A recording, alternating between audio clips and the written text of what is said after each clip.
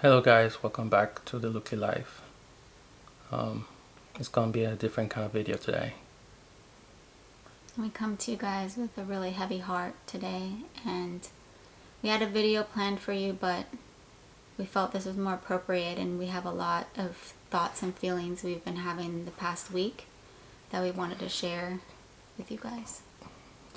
Yeah, it's just a really tough time right now, and very sensitive moment. Like Ashley said, we completely changed our plans today on the video we had ready and edited for today. And just didn't feel like it was right. You know, the timing is just not right, and we feel like we want to express how we feel about all the issues going on right now in the world in regards to black men in particular being killed by police in this country and also around the world. Yeah. It's not just a US problem, it's a global problem. And now that we have this platform, we feel like we finally have somewhere where we can express how we feel when things like this happen, and Right. we don't take that for granted. Starting a YouTube channel gave us this opportunity that we're able to express ourselves to a large audience of people watching out there. So we wouldn't feel happy with ourselves not to take advantage of this opportunity to be able to be vocal to everyone, to listen to us how we feel about this issue, because it's something which has definitely been bothering us. Ashley and I met in 2014, and that was the year this string of killings really kind of started, and it's always been baffling to us, really. Yeah. The death of all numerous black men being killed by police has always been really difficult to digest, but we didn't have a platform like we do right now.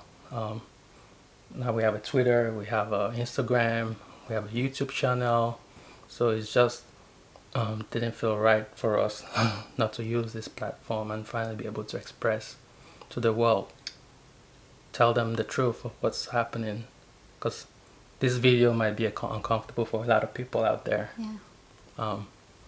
But it's very important for raising awareness. There might be people who look at the Black Lives Matter movement as something selfish, where us black men or black people are trying to just make it feel like, oh, no other life matters. And they come up with another movement saying, oh, all life matters. People are just missing the whole point.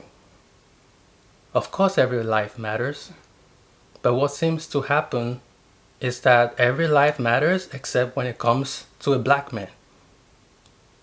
No other man of any other race gets the type of treatment from cops and police or law enforcement than black men do, and are more likely to suffer death in the hands of the police for less than, not even significant type of crime.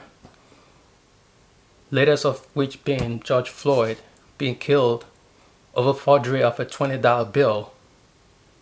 And we have other people committing mass murders. And he's the one that gets a knee on his neck, and he can't breathe. He's crying out for his life, and nobody helps him. And why is it that all those other 3 cops are still walking around free right now? Why is it that the main police officer who had his knee on his neck is only being charged with 3rd degree of manslaughter? Doesn't even make any sense to me. He had his knee on his neck knowing it was killing him. For 9 minutes. 9 minutes. And he heard him scream for help, that he couldn't breathe. And all the other 3 guys just sat there and watched, or just stood there watching. They were all accessories to the murder, that's right, I said it, the murder of George Floyd. Now, anyone who's watching this, if you feel uncomfortable, I can't help it, but this is the truth. we all need to work together in solving this major problem we have in our hands of racial discrimination against black men and people of color. So. And George Floyd was just the most recent. There have been so many others, like Ahmaud Arbery. Even though it wasn't at the hands of police, he was targeted just because of the color of his skin. And Eric Gardner, he didn't do anything maliciously or attack the police or anything. You know, Tamir Rice, Trayvon Martin, there's so many others. And we all need to try and be part of the solution and not the problem.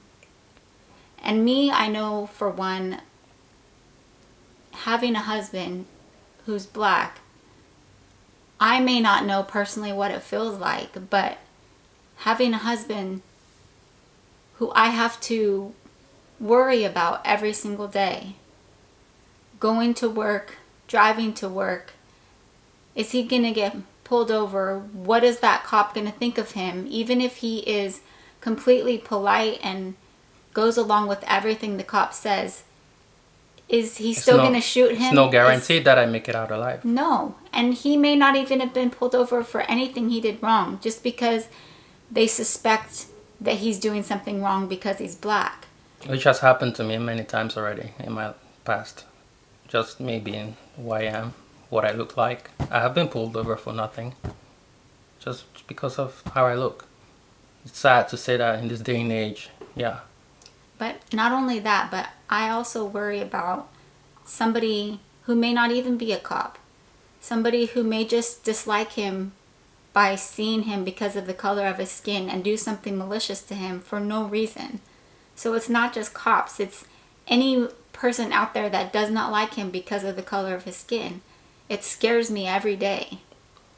Because I don't know who he might come in contact with that just wants to cause him harm because of the color of his skin, even if he's nothing but nice to him or he's never talked to them in his life.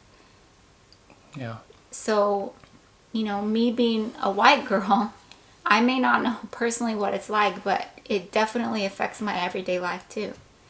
And even if you're not part of a relationship like ours, or you're not black, it still does affect you in some way, because we're all together. We're all one, and that's how it should be. And that's, I think, what we're all trying to reach. Yeah. It's time for change, guys. It's time for change.